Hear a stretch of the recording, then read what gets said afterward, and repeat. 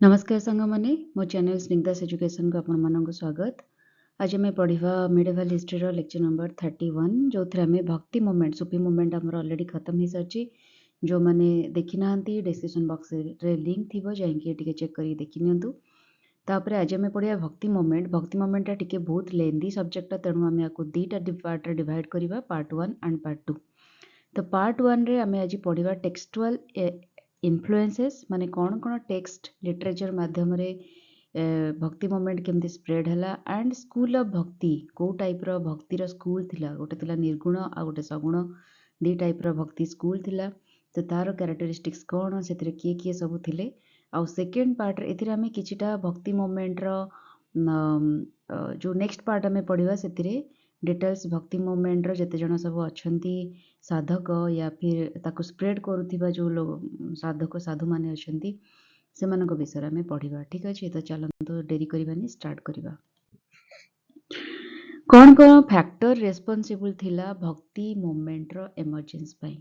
भक्ति लोक मानक मधे देखंतु गोटे टाइम भी थिला जो टाइम रे मिडिवल हिस्ट्री स्टार्ट होगा पूर्व एंशिएंट टाइम रो भी पूर्व जेते बेले आमे जानिथिले कि सनातन धर्म हमर स्प्रेड होउथला ब्राह्मण सोसाइटी बहुत स्प्रेड होउथला से टाइम रे ए जो सनातन धर्म ब्राह्मण सोसाइटी ये सब जिनस गोटे टाइम रे ओनली ब्राह्मण मानक पाखरे कन्फाइंड होगी रही जाउथला कारण ब्राह्मण मानक ही अलाउ करा जाउथला सोसाइटी रे संस्कृत भाषा को पढ़िबा पई कि लोक माने ए जो भगवान का सहित कनेक्ट होबा पई कि ठाकुर का स्पिरिचुअल जर्नी रे आगु को पढ़िबा पई कि ओनली ब्राह्मण को गोटे ठीक धर्मर ठीक जातिर लोक बोली माना जाउथला। बाकी राजा राजोड़ा माने से माने भी क्षत्रिय मानक भी किछि हद तक अलाउ करा जाउथला किंतु वैश्य शूद्र जो मान रहिले से मानक अलाउ करा जाउथला जोति पई कि गोटे टाइम रे हमर आसीले बुद्धिज्म जैनिज्म ए बडा धर्मर उत्थान होला। तो तापरे धीरे धीरे पुणी वापस जैनिज्म बुद्धिज्म परे भी गोटे टाइम आसला जो टाइम रे सनातन धर्म पुणी थे मुंड टेकी उठिला। लोक मैंने भक्ति केमती भक्ति माध्यम रे तमे लिबरेशन पाई परिबो मोक्ष पाई परिबो भक्ति को केमती स्प्रेड करा जिवो भक्तिर एक्चुअल मीनिंग कोन से सब जिनस एठी स्प्रेड होगा लागला। एटा मोर सबटु फेवरेट टॉपिक बिकॉज मु भी गोटे स्पिरिचुअल पर्सन आ मु सब जिनस रे बहुत बिलीव करे डिफरेंट लोक मान जो माने जो मैटर माने जो माध्यम देकी भगवान को पाई से माने सही माध्यम को स्प्रेड करिसेंती किंतु एक्चुअली कहबा को गले जी जेमती वे रे भगवान को पाइला से सही मार्गटा को सबुठ श्रेष्ठ बोली भाबिले किंतु एक्चुअली मीनिंग रे जदि हमें आज बसिकी ये सब जिनस को एनालाइज करबा आपण माने भाबी परिबे भगवान प्राप्तिर या फिर मोक्ष हबार लिबरेशन पाइबार एनलाइटमेंट हबार कौन से स्पेसिफिक वे नाही। आपण जो रेट्रे भक्ति माध्यम केते जण लिबरेशन पाउछंती ध्यान माध्यम ज्ञान माध्यम कर्म माध्यम विभिन्न मार्ग अछि किंतु डिफरेंट लोक जी जो मार्ग को चाहिए से मार्ग रे यही जिनसटा को स्प्रेड करिसेंती। तो आम ये सब जिनस एते डीपली देखिबानी जे जा कहिसेंती बस ताको आम पढ़िबा कारण हमको एग्जाम पर्सपेक्टिव रे सब जिनस बुझिबार अछि। जो हिंदुजिम रो फास्ट आम देखिबा रिचुअलिस्टिक हिंदुजिम कौन थिला को फैक्टर आम पढुचे कौन कौन फैक्टर थिला। Hinduism had become extremely ritualistic and was ridden by caste system। तो स्टार्टिंग रू जो हिंदुइज्म आमर सनातन धर्म जो चलता हिंदुइज्म अर्थ कौन सनातन धर्म आमर जो हिंदू धर्म एक्सट्रीमली रिचुअलिस्टिक थिला। आजिकल भी गाँ गहली आम आपण मैंने देखिए सबू जिनसर गोटे रिचुअल अच्छी आम प्रति पर्वपर्वाणी रे एटा कर सेटा कर ए पूजा एमती हम ब्राह्मण मानक डाकिकी ए प्रकार पूजा हेले ही सब ठीक हो पार तमें किसी करें आउ से कास्ट सिस्टम ओनली ब्राह्मण मानक ही सबुठ हायर कास्ट रखा जाउथला बाकी अलग सबू को नीच काटागोरी रखा जाउथला से सबू स्पिरिचुअल रिचुअल रे या रिचुअलिस्टिक जिनस रे से इन्वॉल्व करा जाउ नथला because of the caste system. तो सेटा गोटे फैक्टर थिला जोति पई कि भक्ति मूवमेंट रो उद्भावन होला। Decline of the Jainism Buddhism गोटे पीरियड रे बहुत ऊपर को उठिला किंतु जेतेबेले धीरे धीरे कौन है डिफरेंट लोक माने ताकू डिफरेंट डिसिपल माने ताकू एक्सट्रीम ऑस्ट्रेसिटी करदेले आउ लैक ऑफ पैटर्नेज गोटे टाइम पर अशोक टाइम रे सबुठ बेसी बुद्धिज्म आउ जैनिज्म जमती आम खारवाल टाइम रे देखिले से जैन धर्म को काफी प्रिच करुले एनकरेज करुले ये सब राजा मान परे बुद्धिज्म जैनिज्म गुड़ाक धीरे धीरे राजा आउ कहीं मिलने से धर्म को प्रचार करने। ठीक अच्छे ତ ସେକେଣ୍ଡ ଜିନିଷ ହେଉଛି ସେଥିରେ ବହୁତ ଅଷ୍ଟ୍ରିସିଟି ଆସିଗଲା। ହୁଏତ ବୁଦ୍ଧ ଆଉ ଜୈନ ଏତିକି ଅଷ୍ଟ୍ରିସିଟି ପାଳନ କରିବା ପାଇଁ କହିନଥିବେ। ସେମାନେ କିଛିଟା କହିଲେ ରାଇଟ୍ ପାଥରେ ଚାଲିବା, ରାଇଟ୍ ଡିସିସନ୍ ନେବା, ରାଇଟ୍ ଥିଙ୍କ କରିବା, ଲୋକଙ୍କ ସହିତ ରାଇଟ୍ ବିହେଭ୍ କରିବା, କିନ୍ତୁ ଲୋକମାନେ ତାକୁ ଅଲଗା ୱେରେ ଯିଏ ଯେମିତି ଚାହିଁଲା ଇଣ୍ଟରପ୍ରେଟ୍ କରିବାକୁ ଲାଗିଲା। ତ ଗୋଟେ ଟାଇମ୍ ପରେ କ'ଣ ହେଲା, ଜୈନିଜିମ୍ ବୁଦ୍ଧିଜିମ୍ ଡିକ୍ଲାଇନ୍ ହେବାକୁ ଲାଗିଲା। ନେକ୍ସଟ ଗୋଟେ ଫ୍ୟାକ୍ଟର ହେଉଛି ରାଇଜ୍ ଅଫ୍ ସୁଫି ମୁଭମେଣ୍ଟ। ଯେତେବେଳେ ସୁଫି ମୁଭମେଣ୍ଟ ଧୀରେ ଧୀରେ ତାର ପପୁଲାରିଟି ଗେନ୍ କଲା because of this egalitarian values as of worship, ତ ଧୀରେ ଧୀରେ ତାପରେ କ'ଣ ହେଲା, ଭକ୍ତି ମୁଭମେଣ୍ଟ ବି ଷ୍ଟାର୍ଟ ହେଲା। ଯେମିତି ସୁଫି ମୁଭମେଣ୍ଟ ଭକ୍ତି ମୁଭମେଣ୍ଟର ଗୋଟେ ସିମିଲାରିଟିଜ୍ ହେଲା, ସେମାନେ ଡିଭୋସନକୁ ଗଡ଼ଙ୍କ ଡିଭୋସନକୁ ବେଶୀ ପ୍ରାଧାନ୍ୟ ଦେଉଥିଲେ। ଓକେ, ତାପରେ ଗୋଟେ ଆସିଲା ଫ୍ୟାକ୍ଟର ସ୍ପିରିଚୁଆଲ ନିଡ୍ସ। ପିପୁଲ ନିଜର ଇମୋସନକୁ, ନିଜର ସ୍ପିରିଚୁଆଲ ନିଡ୍ ମାନେ ଭଗବାନଙ୍କ ପ୍ରତି ଭକ୍ତି ଭଲ ପାଇବାକୁ ଆଗକୁ ବଢ଼େ, ମାନେ ଯିଏ ଭଗବାନଙ୍କ ସ୍ପିରିଚୁଆଲ ଲାଇନ୍ରେ ଯାଏ ସେ ସବୁବେଳେ ସିକିଂ ନେଚର ଥାଏ। ମୋତେ ଆହୁରି ଦରକାର, ଆହୁରି ଭଗବାନଙ୍କ ନିକଟ ହେବାକୁ ଚାହୁଁଛି, ମୁଁ ଭଗବାନଙ୍କ ପ୍ରତି ଆହୁରି ୱିଜଡମ୍, ମୁଁ ଆହୁରି ଜ୍ଞାନ ଆହରଣ କରିବା ପାଇଁ ଚାହୁଁଛି। ଦେଖନ୍ତୁ, ଆପଣ ଜଣଙ୍କୁ ଭଲ ପାଉଛନ୍ତି, ତା ଅର୍ଥ କ'ଣ, ଆପଣ ସେ ଲୋକ ବିଷୟରେ ସବୁ କିଛି ଜାଣିବାକୁ ଚାହାନ୍ତି, ଏ ଠୁ ଜେଡ୍। ତାର ଦିନଚର୍ଯ୍ୟା କ'ଣ, ତା ସହିତ ଆପଣଙ୍କୁ ଟାଇମ୍ ସ୍ପେଣ୍ଡ କରିବାକୁ ଭଲ ଲାଗୁଛି, ଆପଣ କ'ଣ କଲେ ତା ସହିତ ଟାଇମ୍ ସ୍ପେଣ୍ଡ କରିପାରିବେ, ତା ବିଷୟରେ ଅଧିକା ଜାଣିପାରିବେ। That is love. And love devotion ଭିତରେ ସେତିକି ହିଁ ଗ୍ୟାପ୍, ମତଲବ ଗ୍ୟାପ୍ କହିବାକୁ ଗଲେ ଜିରୋ। ଯାହାକୁ ଆପଣ ବହୁତ ଭଲ ପାଆନ୍ତି ତା ପ୍ରତି ଡିଭୋସନ୍ ମାନେ ଗୋଟେ ଭକ୍ତି ଆସିଯାଏ, ତା ପ୍ରତି ଆପଣ ସରେଣ୍ଡର ହେଇଯାଆନ୍ତି। ଭଗବାନଙ୍କ ପ୍ରତି ଏକ୍ଜାକ୍ଟଲି ସେଇଆ ହୁଏ। ଆମେ ତାଙ୍କ ବିଷୟରେ ସବୁ କିଛି ଜାଣିବାକୁ ଚାହୁଁ, ବହୁତ ଗୁଡ଼େ ବୁକ୍ ୱିଜଡମ୍ ଗେନ୍ କରିବାକୁ ଚାହୁଁ କି ଆକ୍ଚୁଆଲି ଭଗବାନ କ'ଣ, ତାଙ୍କର କ'ଣ ସବୁ ଲୀଳା। ତ ସେସବୁ ଜିନିଷ ପାଇଁକି ଲୋକମାନଙ୍କ ଭିତରେ ଗୋଟିଏ କ୍ରେଭିଂସ୍ ଷ୍ଟାର୍ଟ ହେଇଗଲା, ସିକିଂନେସ୍ ଆସିଗଲା, ଯେଉଁଥିପାଇଁ କି ଲୋକମାନେ ଧୀରେ ଧୀରେ ଆଉ ଗୋଟେ ପନ୍ଥା ଷ୍ଟାର୍ଟ କରିବାକୁ ଲାଗିଲେ, ଭକ୍ତି ଆଡ଼କୁ ଢଳିବାକୁ ଲାଗିଲେ। ଇନକ୍ଲୁସିଭ୍ ପ୍ଲାଟଫର୍ମ, ଭକ୍ତିଜିମ୍ ଆଜି ଇନକ୍ଲୁସିଭ୍ ପ୍ଲାଟଫର୍ମ। ଇନକ୍ଲୁସିଭ୍ ମାନେ ସେଥିରେ ସବୁକିଛି ଇନକ୍ଲୁଡେଡ୍ ଥିବ, ଠିକ୍ ଅଛି, ଯେଉଁଥିରେ ମ୍ୟାନକାଇଣ୍ଡଙ୍କର ଇକ୍ୱାଲିଟି, ମାନେ ଲୋକମାନଙ୍କୁ ସମାନ ଅଧିକାର ଦିଆଯାଉଥିବ, ସବୁ ଲୋକମାନଙ୍କୁ ସମାନ ଭାବରେ ଦେଖାଯାଉଥିବ। ଅଣ୍ଡର ପ୍ରିଭିଲେଜ୍ ଲୋକମାନଙ୍କୁ ବି, ସୋସାଇଟିର ଯେଉଁମାନେ ଅଛନ୍ତି ତାଙ୍କୁ ବି ସେମ୍ ମନୋଭାବରେ ଦେଖାଯାଉଥିବ। ତ ସେଥିପାଇଁକି ଲୋକମାନଙ୍କ ମନରେ ଟିକେ ଟିକେ ଭକ୍ତିଜିମ୍ ପ୍ରତି, ଭକ୍ତି ଆଡ଼କୁ ସେମାନେ ଟିକେ ଟିକେ ଢଳିବାକୁ ଲାଗିଲେ। ରିଜେକ୍ସନ୍ ଅଫ୍ ଇନଷ୍ଟିଚ୍ୟୁସନାଲାଇଜ୍ଡ ରିଲିଜିଅନ୍, ଯେଉଁ ବ୍ରାହ୍ମଣିକାଲ ସୋସାଇଟିକୁ ବେଶୀ ପ୍ରାଧାନ୍ୟ ଦିଆଯାଉଥିଲା, ଆଉ ଭକ୍ତି ସେଇ ସୋସାଇଟିକୁ ସବୁବେଳେ ଡିସ୍କରେଜ୍ କରୁଥିଲା ଆଉ ଅପୋଜ୍ କରୁଥିଲା, ଯେଉଁଥିପାଇଁକି ଭକ୍ତି ଆଡ଼କୁ ଲୋକମାନେ ବେଶୀ ଢଳିଲେ।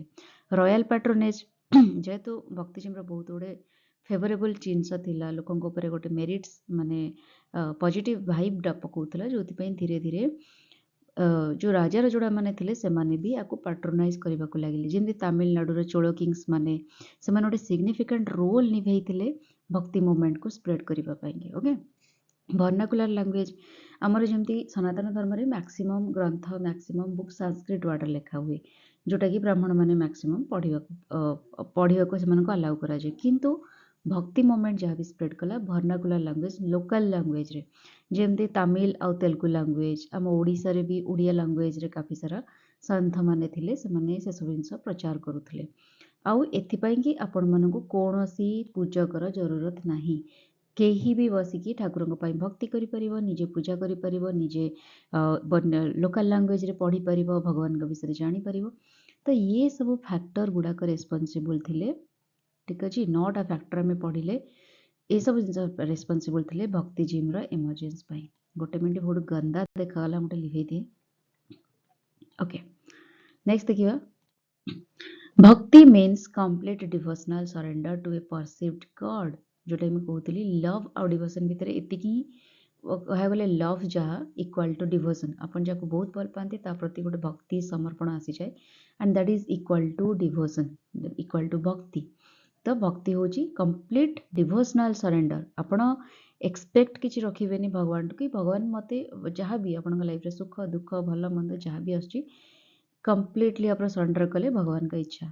ମୋ ଲାଇଫ୍ରେ ଯଦି ଖରାପ ବି ହେଉଛି ସେଟା ଭଗବାନଙ୍କ ଇଚ୍ଛା, he will take care of everything. ଯଦି ଭଲ ହେଉଛି then I am blessed, I am grateful to him. ତ this is devotional surrender to God. ତ ଭକ୍ତି ଯେଉଁ ୱାର୍ଡ଼ଟା ଥିଲା, ଏଇଟା ସାଂସ୍କ୍ରିଟ୍ ୱାର୍ଡ଼ରୁ ଆସିଥିଲା ଭଜ୍, ଯାହାର ମାନେ to share, participate and belong to. ମାନେ ମୁଁ ସେୟାର କରିବି ମୋ ଏକ୍ସପିରିଏନ୍ସ, ମୁଁ ପାର୍ଟିସିପେଟ୍ କରିବି ଭକ୍ତିରେ, ଡିଭୋସନରେ, ଆଣ୍ଡ ମୁଁ ବିଲଙ୍ଗ କରେ କେଉଁଠୁ, ଭଗବାନଙ୍କ ପାଖରୁ ମୁଁ ବିଲଙ୍ଗ କରେ, ସେଇ ୟୁନିଭର୍ସ, ସେଇ ଗଡ଼ଙ୍କ ପାଖରୁ ବିଲଙ୍ଗ କରେ, ଦ୍ୟାଟ୍ ଇଜ୍ ଭଜ୍। ठीक है माने मु शेयर कली मोर एक्सपीरियंस मु पार्टिसिपेट कली भगवान को भक्ति रे निजको पार्टिसिपेट कली आउ मु निजको फील कली मु होची तांको संतान ओके यार कोर बिलीव होची भक्ति बिलीव्स दैट मैन माने सोल मैन माने मन सॉरी मैन तो नुहे मन मन माने आमे निज मन को आमे कहूनी आमे आम आत्मा को कहूचे ठीक अछि soul has direct relation with God rather than the contemporary traditional belief that Christ is an intermediate between the two. आगुरी कौन आमे भावुतिले कौनसी रिचुअल आमे जदि करूचे मझिरे गोटे ब्राह्मण को पुरौचे ब्राह्मण इज द इंटरमीडिएट फेलो एठी भगवान को पाखरे पहुंचीबा पई तो भगवान को पाखरे पहुंचीबा को हेले कौनसी ब्राह्मण या फिर प्रायश्च जरूरत नहीं आपण डायरेक्ट भगवान को डाकी परिवे भगवान आपण कथा सुनी परिवे तो एटा होची सेमानकर सोल भगवान का सहित डायरेक्ट कनेक्शन सोल रो ना कि आपण गोटे ब्राह्मण थ्रो रे आपण सोल को कनेक्ट करंती भगवान का सहित आम समस्ते भगवान का संतान राइट तो this is the core belief of भक्ति मूवमेंट ओके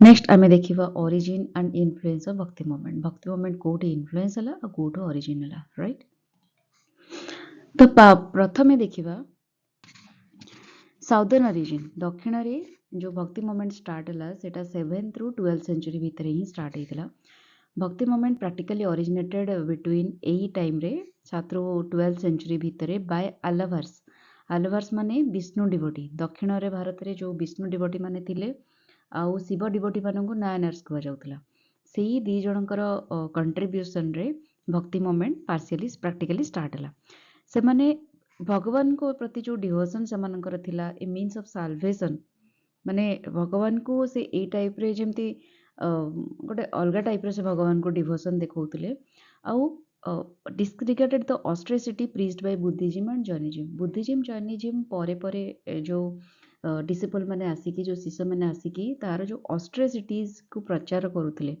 माने तुमको जदि बुद्धिज्म और जर्निज्म को ग्रहण करिवार अछि तुमको धला कपड़ा पिंधिवार अछि एमती रहिवार अछि खाद्यपेय या बनिवार अछि सेटा ताकू कहै छै वन टाइप ऑफ ऑस्ट्रेसिटीज माने बहुत गुडे रेस्ट्रिक्शन भितर तुमको रहिवार अछि माने आई मीन जेमती कि धन भौतिक जगतर जतिक सुख को आपण तुम मानको ସେଥିରୁ ତ୍ୟାଗ କରିବାକୁ ପଡ଼ିବ ବହୁତ ସିମ୍ପଲ୍ ଲାଇଫ୍ ମେଣ୍ଟେନ୍ କରିବାକୁ ପଡ଼ିବ ତ ଇଏ ସବୁ ଯେଉଁ ଜିନିଷ ଗୋଟେ one type of restricted life ଯେଉଁଟାକି ଅଷ୍ଟ୍ରେସିଟି କୁହାଯାଏ ତ ସେଗୁଡ଼ାକୁ ଡିସରିଗାର୍ଡ କରୁଥିଲେ ଏହି ଦୁଇ ଜଣ ଯେଉଁ ଆଲାଭର୍ସ ଆଉ ନାୟନାର୍ସ ଠିକ୍ ତାପରେ ଗୋଟେ ଟାଇମ୍ରେ ଆସିଲା ଇସଲାମିକ୍ ଇନଫ୍ଲୁଏନ୍ସ ଆସିଲା ନର୍ଦର୍ନ ଇଣ୍ଡିଆରେ ଯେଉଁଟାକି ସୁଫିଜିମ୍ ଦ୍ୱାରା ପ୍ରଚାର ହେଉଥିଲା ନର୍ଦର୍ନ ମେଡିଏଭାଲରେ ଭକ୍ତି movement influence had the influence of the spread of the Islam in India.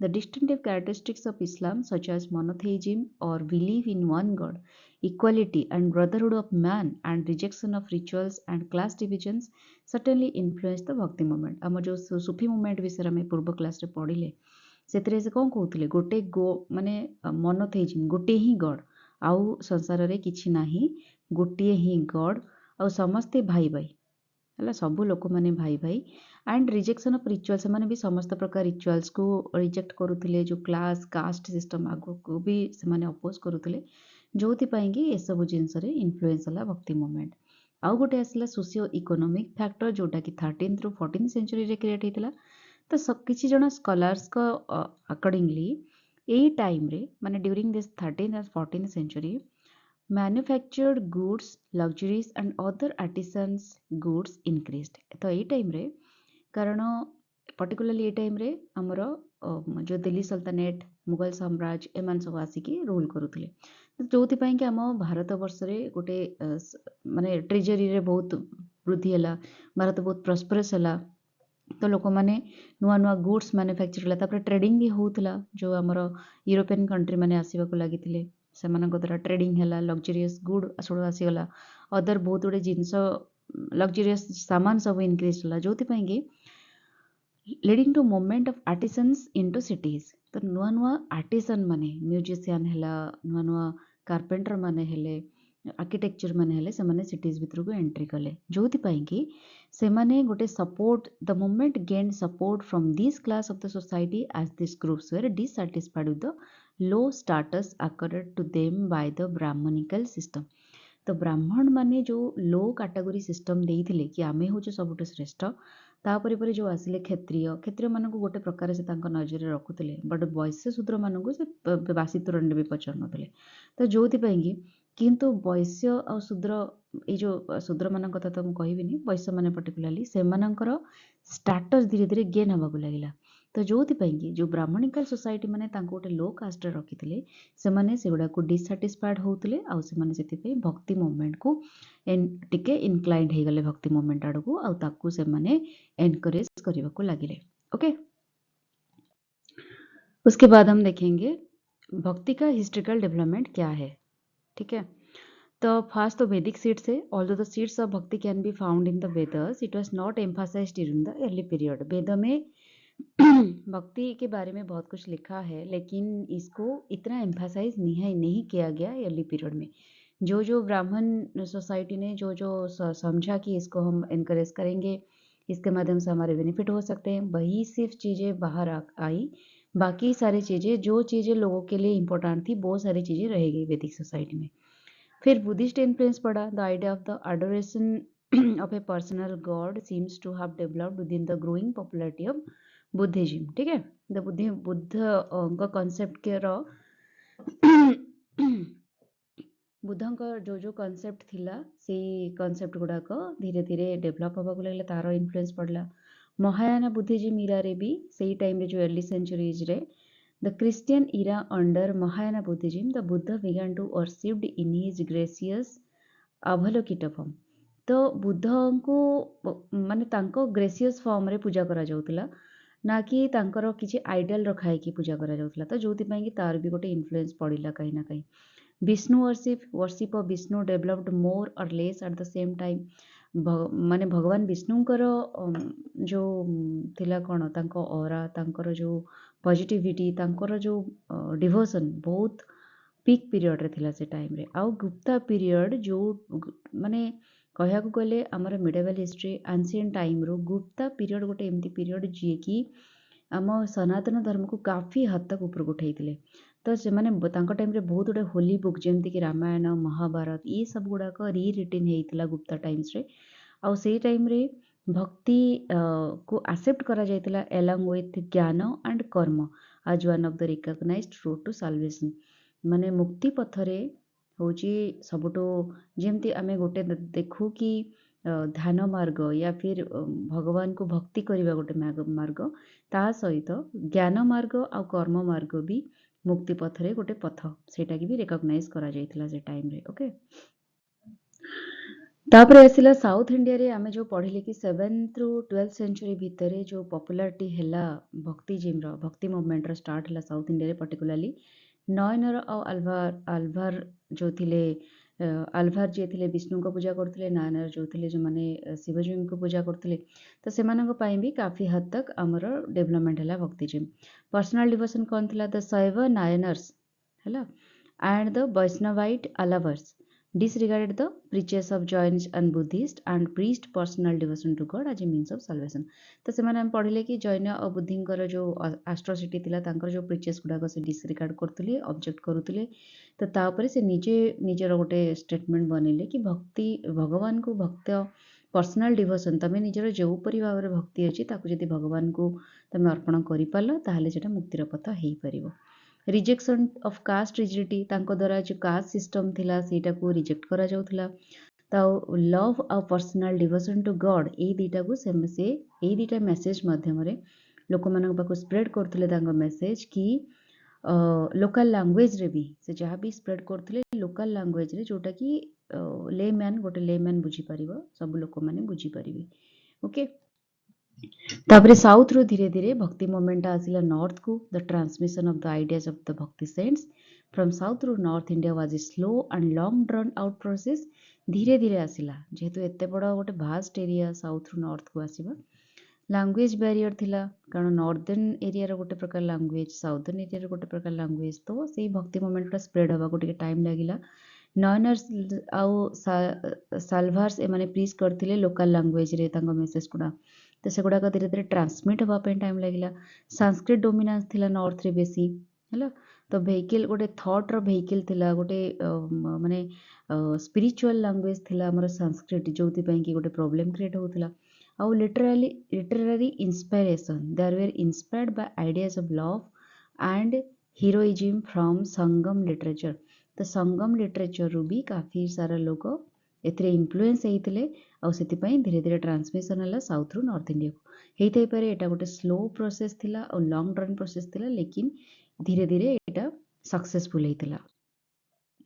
तो आल्भार विषय पढ़िबा। आल्भार माने होची दोज एमर्स्ड इन गॉड, जो माने भगवान को सहित मिसी जाइछन्ति, से माने होचन्ति आल्भार्स। तो एमानंकु वैष्णव पोएट संत कुहा जाए। पर्टिकुलरली 12 जण आल्भार्स थिले हैला। आल्भार को 12 जण को ही आल्भार मान्यता दिया जाइछि। तांकर लिटरेरी कंट्रीब्यूशन एटा थिला, से बहुत गुडे हाइम्स माने श्लोक कंपोज करथिले, गीत कविता हिसाब रे कंपोज करथिले भगवान विष्णु को प्रेज करिकि हैला। ଆଉ ତାଙ୍କର ଅବତାର ଗୁଡ଼ାଙ୍କୁ ବି ସେ ଆପ୍ରିସିଏଟ୍ କରିକି ପ୍ରେଜ୍ କରିକି ସେ ବହୁତ ଗୁଡ଼େ ଶ୍ଲୋକ ଗୀତ ବଗେରା ଏମାନେ ସବୁ କମ୍ପୋଜ କରିଥିଲେ, ଯେଉଁଟାକି ଦିବ୍ୟ ପ୍ରବନ୍ଧ ନାମରେ କମ୍ପାଇଲ୍ କରାଯାଇଛି, ଯେଉଁଥିରେ 4000 ଡିଭାଇନ୍ ହାଇମ୍ସ ପ୍ରେଜେଣ୍ଟ ଅଛି। ଆଉ ଏହାକୁ ଫିଫ୍ଥ ବେଦ ବୋଲି ବି କୁହାଯାଏ। ଆଲ୍ଭାରଙ୍କ ଦ୍ୱାରା ଯେଉଁ 12 ଜଣ ଆଲ୍ଭାର ଥିଲେ ତାଙ୍କ ଦ୍ୱାରା ଯାହା ବି ରଚନା କରାଗଲା ଯେଉଁ ଶ୍ଲୋକ ଗୁଡ଼ାକ, ତାକୁ ଫିଫ୍ଥ ବେଦ ବୋଲି କୁହାଯାଏ ହେଲା। ଏମାନେ ମଧ୍ୟ ଦିବ୍ୟ ଦେଶମ୍ସ also praised Divya Desams, refer to the 108 abodes of Vishnu deities। भगवान विष्णुଙ୍କର जो 108टा abodes अछि, माने जगह अछि जोटी भगवान विष्णु वास करती, से गुड़ाक भी से ताकू भी प्रेस करिकी बहुत गुड़े श्लोक रखिथिले, ताकू दिव्य देशम बोली कुहाଯାଏ। तिरुवायामोली वर्ड्स ऑफ सैक्रेड माउथ, माने सेमानंक मुखरु जा मुख निसृत बाणी जाकू तिरुभायामोली तांको लोकल लैंग्वेज रेटा कहती। से ता हिसाब रे 1102 verse Tamil poem created in 9th century by Nammalvar. यही आलभार भितर जड़े थे नामलभार, तांको द्वारा 9th सेंचुरी रे 1102 वर्स माने 1102टा verses of Tamil poem create करा जायतिला हैला। आंदल जड़े थे जे कि फीमेल आलाभार। ये जो 12 जन आलाभार भितर आंदाल जे थे सी होते गोटे फीमेल सन्थ, जी कि रेफर्ड करा जाए towards the Meera of the south, जहाँ को साउथ रो मीरा बोली कुहा जाए। ओके, एवढा सब मन रखिबे। तापरे नायनर्स माने जे शिवजी लॉर्ड शिव को पूजा करती। ओरिजिनली से माने थिले 63 तमिल सेट, जेमती आलाभार 12 जन सन्थ को कुहा जाए आलाभार, एथिरे सेमती 63टा तमिल सन्थ को कुहा जाए नायनर्स। आउ से माने भगवान शिव को पूजा करुथिले। तांको सैक्रेड टेक्स्ट भितर आसे Tevaram. The details about them are described in the work तेभारम।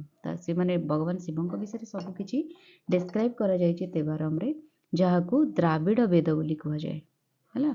It is the first 7 volume of Tirumurai compiled by Nambiyandar Nambi. आकु नबियांदर नाम्बी द्वारा कंपाइल करा जायतिला फर्स्ट 7 वॉल्यूम ऑफ तिरुमराई हैला। तिरुमराई कौन one of the request of Chola king जो थिले राजा 1, तांकर से गोटे रिक्वेस्ट करथिले तांकर जो पूजक माने थिले तांको द्वारा। तो his priest started collecting the hymns composed by the Nayanars onto a series of volume called Tirumurai, जा holy division considered fifth Veda of Shaivite. जो शिवଙ୍କ द्वारा देख जो माने विष्णु को पूजा कले से माने आलाभार द्वारा जोटा बनागला ताकू कहले फिफ्थ वेद, किंतु जो माने शिव को पूजा करुले से माने नयनर द्वारा जोटा रचना करागला ताकू कहले फिफ्थ वेद हैला। तो एतरे कन्फ्यूजन किछि हबार नै। तिरुमराई कौन थिला जे चोल किंग जो राजा 1 थिले तांकर रिक्वेस्ट रे तांकर राज कोर्ट रे जो मन दरबार जो माने थिले पूजक से माननकु नेई से माने कोन कले गोटे प्रस्तुत कले हाइम्स श्लोक गुंथा सब प्रस्तुत कले। सेथिरे से गुड़ाक से वॉल्यूम जेमती बेदरे डिफरेंट वॉल्यूम थाए से हिसाब से ताको वॉल्यूम वाइज सीरीज वाइज ताको से कंपाइल कले, ताको तिरुमराई कहे। तार जो फर्स्ट 7 वॉल्यूम को ये जो नाम्बी आकु से कंपाइल करथिले। बाकी ये जो तिरुमराई कंप्लीट तिरुमराई को कुहा जाए शैव मानकर फिफ्थ वेद हैला। आ गोटे थिला पेरी पुराणम, जोटा कि होची part of the Tirumurai containing live details of 63 Nayanar saints compiled by Sekkizhar द्वारा कंपाइल करा जायछि पेरी पुराण, जो 63 तमिल सन्थों विषय से सब किछि डिस्क्राइब कराई। सोशल कंपोजिशन कौन थिला? The Nayanars came from various background, से माने ब्राह्मण सोसाइटी भी आसथिले, नोबेल्स केते जण राजांकर मंत्री थिले, ऑयल मैनेजर्स थिले, केते जण भेलालास थिले हैला। तांको भितरु कारिकाल अमियार, तापरे जणे होचंती मंग याकारासियार एंड इसाई गंजियार, एमाने सब होचंती फीमेल लर्नर्स। एडा गोटे मन रखिबे, बहुत कॉम्प्लिकेटेड ना, but you have to remember all this things. Match फिशिंग रे बेले बेले एग्जाम रे पड़े आसे। The Alvars learners were opposed to Brahmanical domination and Jainism Buddhism, together they laid the foundation of the bhakti movement. तो भक्ति मूवमेंट रो फाउंडेशन एही दीटा सोसाइटी मिसिकी करिथिले। ओके, तो अब आम देखा भक्ति केमती, भक्तिर आइडियाटा नॉर्थ को केमती गला। नॉर्थ रे ideas of bhakti were carried to the north by the scholars and saints, जो स्कॉलर और संत माने थिले से टाइम रे, तांको द्वारा धीरे धीरे साउथ इंडिया रु कैरी फॉरवर्ड हैला नॉर्थ को। ओके, तो तांको भितर फास्ट जो संत आसथिले सी थिले, तांको नाम थिला नामदेव हैला। से जने बहुत बड़ा संत थिले, महाराष्ट्रियन संत, ये महाराष्ट्र रे तांको जन्म। आउ ये 14th सेंचुरी रे फ्लोरिश करथिले। His poetry was written in Marathi भाषा रे सब किछि पोएट्री से लिखिथिले। It breathes a spirit of intense love and devotion to God. सी भी सेम जिनस कहउथिले, भक्तिर तो मेन कांसेप्ट सेही जिनस थिला कि devotion to God and intense love and devotion to God. तो सेही जिनस को से कैरी फॉरवर्ड करथिले, जार फल स्वरूप एगुड़ाक धीरे धीरे स्प्रेड कला नॉर्थ को। सेकेंड संत जी होचंदी, तांको नाम होची रामानंद। सी भी 14th-15th सेंचुरी रे तांकर जहाँ सब कार्यकलाप से फ्लोरिश होइतिला। सी रामानुजंकर फॉलोअर्स थिले हैला। सी सब्स्टिट्यूट करथिले the worship of Ram in place of Vishnu. Ramanand Vishnu बदल रे विष्णु को सब्स्टिट्यूट करथिले, माने राम को सब्स्टिट्यूट करथिले विष्णु का जगह रे हैला। राम को पूजा करिवार जो माने राम को पूजा करिवार जो भक्ति, राम प्रति जो तांकर कार्यकलाप सब किछि से स्प्रेड करथिले। सी भक्तिर डॉक्ट्राइन को भी फॉलो करुथिले and to all the 4 varnas, जो 4 प्रकार वर्ण सिस्टम चलथिला हम इंडिया रे, तो सी सब किछि समस्त को गोटे जिंस सिखौथिले, सेटा होची भक्ति हैला। आउ disregarded the ban on the people of different caste cooking together and sharing their meals. से कोन करुथिले, से टाइम रे गोटे गोटे प्रथा माने जेतेबेले किछि सेरिमनीज होउतला, किछि फेस्टिवल होउतला, से टाइम रे लोक माने कोन करुतले, जेमति हमरा भोजी पर्व पर्बाणी रे आमे ग्यादर होउछु, आउ सेठी गोटे जगह रे रोषेई बास होउची, समस्त सेठी से मील को शेयर करूचंती, खाउचंती। तो से सब जिंस को जो बैन करा जाउतला बाय द ब्राह्मण कास्ट, तो से सब जिंस को से डिसरिगार्ड करुतले हैला। सीए सबू तांको जो शिष्य माने थिले, तांको जो फॉलोअर्स थिले, से माने सबू कास्ट रु बिलोंग करुथिले। इवन लोअर कास्ट रो लोक माने भी तांकर शिष्यत्व ग्रहण, माने से तांकर शिष्यत्व ग्रहण करुथिले। तांको डिसेबल को भितर थिले रविदास जी की गोटे कबलर थिले, कबीर जी की गोटे वेभियर थिले हैला, सेना जी की गोटे बार्बर थिले, आउ साधना जी गोटे बचलर थिले, माने जो हणा कटा करंती, मांस काटंती से माने। तो ए टाइप रो लोक माने भी तांकर शिष्य रूप रे से माने जणा जानती। ओके, तापरे एते सब तांको द्वारा जो रामानंद आउ नामदेवଙ୍କ द्वारा जो भक्ति मूवमेंट स्प्रेड हैला नॉर्थर्न इंडिया को, तापरे धीरे धीरे पॉपुलैरिटी बढ़िला भक्ति मूवमेंट रो नॉर्थ इंडिया रे during 15th and 16th century. आउ एटा बढ़िला परे कोन हैला, ब्राह्मण प्रेस्टिज धीरे धीरे डिक्लाइन होबा को लागिला। एटा तो ऑब्वियस जिंस थिला, एटा होबार ही थिला। द ब्राह्मण तांकर प्रेस्टिज धीरे धीरे हरेबा को लागिले, पावर भी हरेबा को लागिले, कारण राजपूत माने धीरे धीरे डिफिट होउथिले बाय द मुगल साम्राज्य, बाय द सुल्तानेट, आउ तुर्की सुल्तानेट मानकर भी एस्टाब्लिशमेंट हो सारथिला, जोति पई कि एटा गोटे ब्राह्मण मानक पई बहुत बड़ हार्ड थिला। से तांको प्रेस्टिज हरेबा को लागिले। कैस्ट सिस्टम को गोटे बहुत बड़ा चैलेंज दिया गला, जो नाथपंथी मूवमेंट हैला गोटे नॉर्थ रे। तो जोति पई कि कास्ट सिस्टम को से माने चैलेंज कले, ब्राह्मण मानकर सुपेरियरिटी को चैलेंज कले, जोति पई कि ब्राह्मणत्वर जो सुपेरियरिटी थिला धीरे धीरे खत्म होबा को लागिला हैला। डिससैटिस्फैक्शन विच रिचुअलिज्म, भक्ति मूवमेंट पर जो डिफरेंट रिचुअल प्रत्येकटी सेरिमनीज और रिचुअल ऊपर ब्राह्मण माने जो एम्फासिस दउथिले, सेगुड़ाक कहीं ना कहीं लोकंग मानक मध्य डिससैटिस्फैक्शन क्रिएट करला हैला। इमोशंस एंड रेशनल अपील कौन है, they wanted a religion which could satisfy their reason and emotions. मतलब जो लोक मानकर जो लोअर कास्ट लोक मैंने इमोशंस को जो हट करुले ब्राह्मण मैंने by the method of rituals and sacrifice ceremonies, तो सेगुड़ाक कहीं ना कहीं धीरे धीरे गायब होगा लगिला एंड से गोटे टाइम पर वाइड स्प्रेड पॉपुलैरिटी है ड्यू टू यही सब फैक्टर गुड़ाक भक्ति मूवमेंट धीरे धीरे पॉपुलैरिटी गेन करने को लगिला नॉर्थ इंडिया रे during 15th and 16th century. तापर देखिए टेक्सटुअल इन्फ्लुएंस कौन पड़ा माने टेक्स्ट माध्यम लिटरेचर माध्यम कौन इन्फ्लुएंस पड़ा भक्ति मूवमेंट रे। प्रथमे तो देखिए एंशिएंट उपनिषद, एंशिएंट इंडियन रो टेक्स्ट थिला जेमती कि श्वेतवस्त्र उपनिषद, कथा उपनिषद, भगवत गीता। तो ये सब मानकरे भक्ति विषय भक्ति मतलब भक्ति मार्ग विषय बहुत किसी जिन लेखा थिला जोटा कि ब्राह्मण माने लोक मानकु जणिबाकु चाहू नथिले। से माने ओनली सेही sacrifices ceremonies and different type of rituals से सब जिनस ऊपर बेसी एम्फासिस दउथिले। भक्ति ऊपर को केही आसु ही नथिले कारण जानिचंती एथिरे तांको किछि मिलिबनी, जेकोसी लोक भी भक्ति करिपरिबो।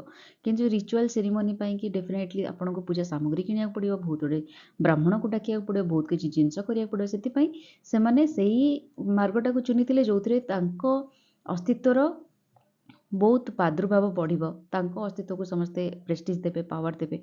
तो सेतिपई कि सेमाने ए सब जिनस गुड़ाक बतौ नथिले लोकଙ୍କୁ। भगवत गीतारे कुहा जायतिला भक्ति विषय as one of the mean to attain salvation, माने मुक्तिर पाथरे भक्ति होची गोटे सर्वश्रेष्ठ मार्ग भितर एटा भी गोटे मार्ग अपार्ट फ्रॉम ज्ञान मार्ग एंड कर्म मार्ग है। सूत्र सूत्र गुड़ाक जो जमती कि नारद सूत्र, सांदिध्य सूत्र, ये सब मानकरे मध्य भक्ति विषय बहुत किछि लेखा थिला और सेथिरु भी इन्फ्लुएंस हेतिले हमर भक्ति मूवमेंट रो संत माने। ओके, तापरे भक्ति मूवमेंट रो इनक्रीज परे भक्ति मूवमेंट रो इन्फ्लुएंस रे दीटा स्कूल ऑफ भक्ति क्रिएट हला। आमे आगु पढ़िबा कोन सेटा। तो प्रथम स्कूल ना होची सगुण स्कूल। सगुण स्कूल माने this poet saints who composed verses extolling a god with attributes or form, माने जो माने एटा भावंती गॉड कर डिफरेंट फॉर्म अच्छी, डिफरेंट एट्रिब्यूट अच्छी हैला। से माने बिलीव करंती God manifest himself in incarnation, जेमती कि भगवान कर 10 अवतार तांको जो माने मानंती भगवान डिफरेंट डिफरेंट पीरियड रे डिफरेंट डिफरेंट अवतार नहीं कि आसंती आउ से माने भगवान कर अवतार नबार जो कॉन्सेप्ट को ग्रहण करंती ताको कहंती सगुण हैला। God spirit is to be found in the idols and images worshipped at home and temple. आमे जो भी मंदिर रे या फिर घरे जहाँ भी आइडल्स पूजा करूचे, जो मूर्ति जहाँ भी फोटो वगैरह पूजा करूचे से गॉडकर स्पिरिट रोचे, गोटे टाइम पर पूजा कलापर तार स्पिरिट रोचे। से कनसेप्ट को से बिलीव करुले सगुण स्कूल जो मैंने संत थे से माने लव एंड डिवोशन को भी बहुत एम्फासिस दौले। से स्पिरिचुअल अथॉरिटी वेद आमर थिला सबुठ सर्वोत्तम टेक्सटुअल टेक्स्ट जोड़ा कह जाए।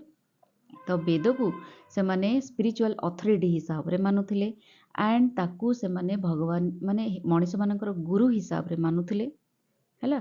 आज meditator between God and devotees माने गोटे ह्यूमन सॉरी से माने वेद को तो मानुथिले सुप्रीम अथॉरिटी देइथिले, स्पिरिचुअल अथॉरिटी देइथिले, किंतु से माने ता सहित एटा भी मानुथिले कि भगवान आउ मनीष मध्यरे जदि किछि कनेक्शन के बनै पारंती से होचंती गोटे गुरु आ गुरुत्वर अस्तित्व को से सेतबेले मानुथिले। तांको एमानंको भितरे आछंती रामानुज, रामानंद, चैतन्य महाप्रभु, एमाने सगुण स्कूल रो बिलोंग करंती।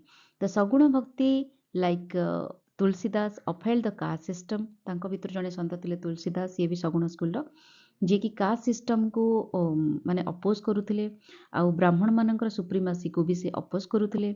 से गोटे एमती religion priest A religion of surrender and simple faith in personal God. तो सी एटा बिलीव करथिले तमे जो भी भगवान को बिलीव करछ तांको प्रति गोटे सिंपल फेथ रख आ कंप्लीट सरेंडर कर, ताहले ही तमे साल्वेशन पाई परिबो, मुक्तिर पथरे तमे जाई परिबो। And having a strong commitment towards idol worship, जहाँ भी तमे भगवान को पूजा करूछ तांको प्रति गोटे कमिटमेंट रखिकी पूजा कर, मते एई टाइम रे पूजा करिवार अछि, एतिकी भक्ति रे पूजा करिवार अछि, से सब जिंस सब से एम्फासिस दउथिले। ओके, तो सेकेंड जो स्कूल अच्छी से होचंती निर्गुण स्कूल, जो जे कि एटा फील करुथिले कि they are more focused on acquiring knowledge, माने माने भक्ति मार्ग अपेक्षा ज्ञान मार्ग रे बेसी जीवाक चाहूले। आउ एमाने बिलीव करुथिले भगवान कर गोटे फॉर्म, माने आमे जो कहूना गोटे ही ठाकुर ସେମାନେ ଭଗବାନଙ୍କର ଡିଫରେଣ୍ଟ ଇନକାର୍ନେସନ୍ ଅବତାରକୁ ବିଶ୍ୱାସ କରୁନଥିଲେ। ଆଉ ସେମାନେ ଆଇଡଲ୍ ୱର୍ସିପ୍ ମାନେ ମୂର୍ତ୍ତି ପୂଜାକୁ ବି ସେମାନେ ଗ୍ରହଣ କରୁନଥିଲେ, ରିଜେକ୍ଟ କରୁଥିଲେ। Rejected the scriptures and condemned every form of idol worship. ଯେଉଁ ସବୁ ସ୍କ୍ରିପ୍ଚର ଗୁଡ଼ା ବି ଲେଖା ହେଇଛି ଭଗବାନଙ୍କ ଉପରେ ସେଗୁଡ଼ାକ ବି ସେ ରିଜେକ୍ଟ କରୁଥିଲେ। ଏମାନଙ୍କ ଭିତରେ ଯାଉଛନ୍ତି କବୀର, ଗୁରୁ ନାନକ ଆଣ୍ଡ ଦାଦୁ ଦୟାଲ। ହେଲା, ନିର୍ଗୁଣ ଭକ୍ତମାନଙ୍କ ଭିତରେ ଥିଲେ କବୀର, ଯିଏକି ରିଜେକ୍ଟ କରିଥିଲେ ବର୍ଣ୍ଣାଶ୍ରମ। ବର୍ଣ୍ଣକୁ ବି ଏମାନେ ବର୍ଣ୍ଣ କାଷ୍ଟ ସିଷ୍ଟମକୁ ବି ରିଜେକ୍ଟ କରୁଥିଲେ ଆଣ୍ଡ କାଷ୍ଟ ଡିଷ୍ଟିଂନେସନକୁ ବି ସେମାନେ ରିଜେକ୍ଟ କରୁଥିଲେ।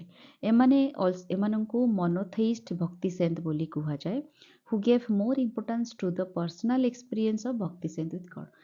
ସେମାନେ ଦେଖନ୍ତୁ different form of God Saguna ଯେଉଁ ସ୍କୁଲର ଏଠି ଗୋଟେ ଜିନିଷ ମୁଁ ଆପଣମାନଙ୍କୁ କହିବି ଆକୁ ବୁଝିବା ପାଇଁକି, ଯେଉଁମାନେ ସଗୁଣ ସ୍କୁଲର ଥିଲେ ସେମାନେ ବିଶ୍ୱାସ କରୁଥିଲେ କି ଯଦି ଭଗବାନଙ୍କୁ ତୁମେ ପାଇବାର ଅଛି ତୁମେ ଭଗବାନଙ୍କର ଆଇଡଲକୁ ୱାର୍ସିପ୍ କରିପାରିବ। କିନ୍ତୁ ନିର୍ଗୁଣମାନେ କହୁଥିଲେ କି ନାଇଁ, ତୁମେ ଭଗବାନଙ୍କର ତୁମେ ନିଜେ ଏକ୍ସପିରିଏନ୍ସ ଗେନ୍ କର, ଜ୍ଞାନ ଗେନ୍ କର, ଭଗବାନଙ୍କୁ ପାଇବା ପାଇଁ ନିଜେ ମେଡ଼ିଟେସନ୍ ବଗେରା କର, ଆଉ ସେଥିରୁ ନିଜର କ'ଣ ଏକ୍ସପିରିଏନ୍ସ ହେଉଛି ତାକୁ ବିଲିଭ୍ କର। ଭଗବାନଙ୍କୁ ନେଇକି ତୁମେ କ'ଣ ଏକ୍ସପିରିଏନ୍ସ କରୁଛ ସେଇଟା ବିଲିଭ୍ କର। ଇଏ ତାଙ୍କ ବାଟରେ ଠିକ୍ ଥିଲେ। ନିର୍ଗୁଣ ସ୍କୁଲ ଯେଉଁ କହିଛନ୍ତି ଏଇଟା ନୁହେଁ କି ସେମାନେ ଭୁଲ କହିଛନ୍ତି। ଯେତିକି ମୋର ଏକ୍ସପିରିଏନ୍ସ, ଯେତିକି ସ୍ପିରିଚୁଆଲିଜିମ୍ରେ ମୁଁ ନିଜକୁ ଅଗ୍ରସର କରିଛି ତାର ଏକ୍ସପିରିଏନ୍ସରୁ ମୁଁ କହୁଛି। ନିର୍ଗୁଣ ସ୍କୁଲର ଯେଉଁମାନେ ସନ୍ଥ ଥିଲେ ସେମାନଙ୍କର କନସେପ୍ଟ ବି ଠିକ୍, ସଗୁଣ ସ୍କୁଲର ଯେଉଁମାନେ ଥିଲେ ସେମାନଙ୍କର କନସେପ୍ଟ ବି ଠିକ୍। ବୁଝିବା ପର୍ସପେକ୍ଟିଭ ହେଉଛି ଏଇଆ, ଆଙ୍କ ଭିତରେ କୌଣସି ଡିଫରେନ୍ସ ନାହିଁ। ଯଦି ଯେଉଁମାନେ ଭଗବାନଙ୍କୁ ମେଡ଼ିଟେସନ୍ ମାଧ୍ୟମରେ ପାଆନ୍ତି ସେମାନେ ଭାବନ୍ତି ଭଗବାନଙ୍କୁ ଆଇଡଲ୍ ୱର୍ସିପ୍ର କୌଣସି ଜରୁରତ ନାହିଁ, ଟେମ୍ପୁଲ ଯିବା ଦରକାର ନାହିଁ, କୌଣସି ତୀର୍ଥସ୍ଥାନ ଯିବା ଦରକାର ନାହିଁ। ତୁମେ ଗୋଟେ ଜାଗାରେ ଯଦି ବସିକି ଠିକ୍ସେ ମେଡ଼ିଟେସନ୍ କରିପାରିଲ, ୟୁ କ୍ୟାନ୍ ଆଚିଭ୍ ସାଲଭେସନ୍। ଭଗବାନଙ୍କୁ ତୁମେ ମିଟ୍ କରିପାରିବ ତୁମ ନିଜ ଭିତରେ। ବଟ୍ ବହୁତ ଲୋକ ଏମିତି ଥାଆନ୍ତି ଯେଉଁମାନେ କନସେନ୍ଟ୍ରେଟ୍ କରିପାରନ୍ତିନି ମେଡ଼ିଟେସନ୍ରେ। ତ ମେଡ଼ିଟେସନ୍ର ଫର୍ମକୁ ଆସିବା ପାଇଁକି ତାଙ୍କୁ ପ୍ରତିଦିନ ବସିକି କିଛି ସମୟ ପୂଜା ସାଧନା କରିବାକୁ ପଡ଼େ। ଆଉ ପୂଜା ସାଧନାର ଗୋଟେ ଏଇଟା ବେନିଫିଟ୍ ହେଉଛି, ତୁମେ ଗୋଟେ ଜାଗାରେ କନସେନ୍ଟ୍ରେଟ୍ କଲ, ସେଇ ଠାକୁରଙ୍କୁ କନସେନ୍ଟ୍ରେଟ୍ କରିକି ତୁମେ ମେଡ଼ିଟେସନ୍ କରିବାକୁ ଷ୍ଟାର୍ଟ କଲ। ଆଉ ତାପରେ ପରେ ତୁମର ଏଇଟା ହେଉଛି ବେସିକ୍ ଫାଉଣ୍ଡେସନ୍। ତୁମେ ଗୋଟେ ଆଇଡଲ୍ ୱର୍ସିପ୍ କଲ, ତୁମେ ତାଙ୍କ ଉପରେ କନସେନ୍ଟ୍ରେଟ୍ କଲ, ଫେଥ୍ କଲ, ବିଲିଭ୍ କଲ, ସେଠି ବସିବା ପାଇଁ ଟ୍ରାଏ କଲ ଭଗବାନଙ୍କ ପାଖରେ। ତାପରେ ଧୀରେ ଧୀରେ ଗୋଟେ ଷ୍ଟେଜ୍ ଆସେ ଯେଉଁ ଷ୍ଟେଜ୍ରେ ତୁମେ ମେଡ଼ିଟେସନ୍ ଆଡ଼କୁ ଅଗ୍ରସର ହୁଅ, ସ୍ପିରିଚୁଆଲ୍ ପାଥ୍ରେ ନିର୍ଗୁଣ ସ୍କୁଲ ଆଡ଼କୁ ତୁମେ ଅଗ୍ରସର ହୁଅ। ମାନେ ସଗୁଣ ସ୍କୁଲ ହେଉଛି ତୁମର ଫାଉଣ୍ଡେସନ୍। ଭକ୍ତି ପରେ ପରେ ଗୋଟେ ଟାଇମ୍ ଆସେ ଯେତେବେଳେ ତୁମକୁ ମେଡ଼ିଟେସନ୍ ବହୁତ ଭଲ ଲାଗେ, ତୁମକୁ ନିଜ ଭିତରେ ଝାଙ୍କିବାକୁ ଭଲ ଲାଗେ। ଆଉ ସେଇ ଟାଇମ୍ରେ ତୁମେ ଆଉ ଡିପେଣ୍ଡ କରନି ଆଇଡଲ୍ ୱର୍ସିପ୍ ଉପରେ। ତୁମେ ସେତେବେଳେ ଫିଲ୍ କର ନାଇଁ, ମୁଁ ଏବେ ଆସିଗଲିଣି, ଭଗବାନଙ୍କ ନିକଟବର୍ତ୍ତୀ ହେଇଗଲିଣି, ମୁଁ ଏବେ ବସିଲେ ବି ଭଗବାନଙ୍କ ସହିତ କନେକ୍ଟ କରିପାରିବି। ମୋତେ ଏବେ ଆଇଡଲ୍ ୱର୍ସିପ୍ କରିବା, ପୂଜା ଅର୍ଚ୍ଚନା କରିବା, ରିଚୁଆଲ୍ କରିବାର କୌଣସି ଆବଶ୍ୟକତା ନାହିଁ। ତ ତେଣୁ ଯେଉଁମାନେ ଯେଉଁ ମାର୍ଗ ଗ୍ରହଣ କରିପାରିଲେ ଇଜିରେ ସେମାନଙ୍କୁ ସେ ମାର୍ଗ ଠିକ୍ ଲାଗିଲା। ତେଣୁ ମୋ କହିବା କଥା କି ଭଗବାନଙ୍କୁ ତୁମେ ଯେମିତି ପାଇପାରିବ, ତୁମର ଯେମିତି ମନରେ ଶାନ୍ତି ଆସୁଛି ସେହିପରି ଭାବେ ଭଗବାନଙ୍କୁ ତୁମେ ପୂଜା କର। ତ ଏଇଟା ହେଉଛି ଆମର ପାର୍ଟ 1, ଯେଉଁଥିରେ ଆମେ ଏତେ ସବୁ ଜିନିଷ ଜାଣିଲେ। ସେକେଣ୍ଡ ପାର୍ଟରେ ଆମେ ଓନ୍ଲି ସନ୍ଥମାନଙ୍କ ବିଷୟରେ ପଢ଼ିବା, କେଉଁ ସନ୍ଥ କ'ଣ କ'ଣ କହିଛନ୍ତି, ତାଙ୍କର ଇନଫ୍ଲୁଏନ୍ସ କ'ଣ କ'ଣ ସୋସାଇଟି ଉପରେ ପଡ଼ିଛି। ତ ସେଥିପାଇଁ ସେ ଭିଡ଼ିଓ ପାଇବା ପର୍ଯ୍ୟନ୍ତ stay tuned with my channel. Tata, bye bye and take care.